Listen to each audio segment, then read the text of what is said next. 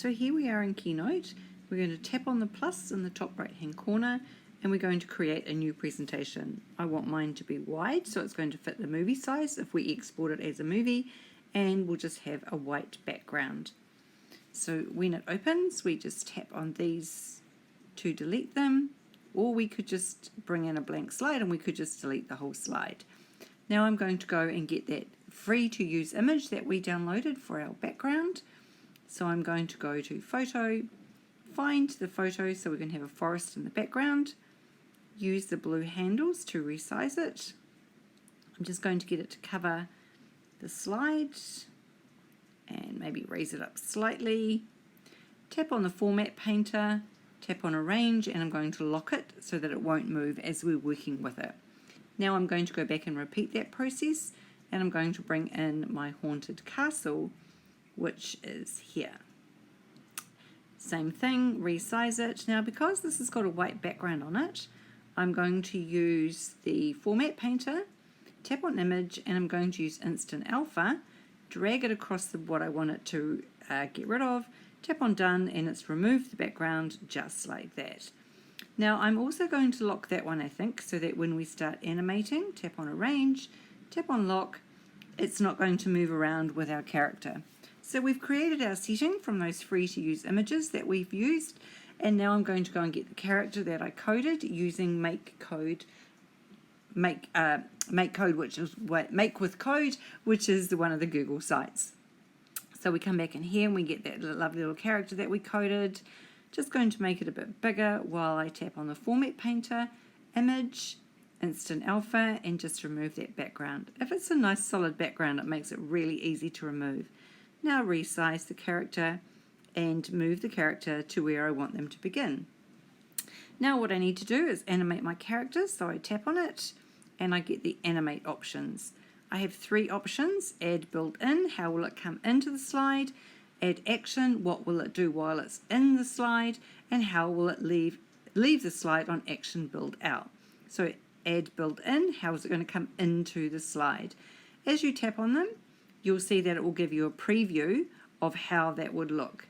So I don't really want to drift. Let's go with perhaps thinking about what would make sense in the story. Fade and move. Okay, maybe that one will do. Tap Done. Tap on Animate. I shouldn't have tapped Done, sorry, I should have come back to Add Action. Now I quite like this Create Path because I can tap on Create Path. You see it puts a red line around the object, and with my finger I can just simply draw the path of where I would want my character to move while they're doing this animation. So she can just be walking across the front there, and it's going to give me a preview to show me how that's going to look, and I'm going to tap Done.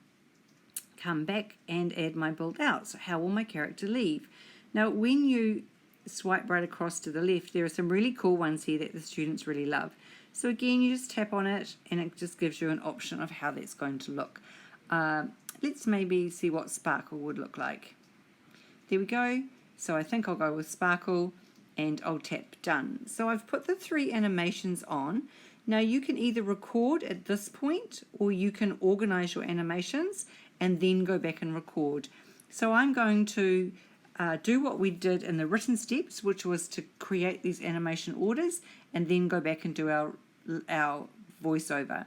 So if we tap on the lines here next to Done, the first animation is the one that we did as the built-in, and we want it to begin after transition.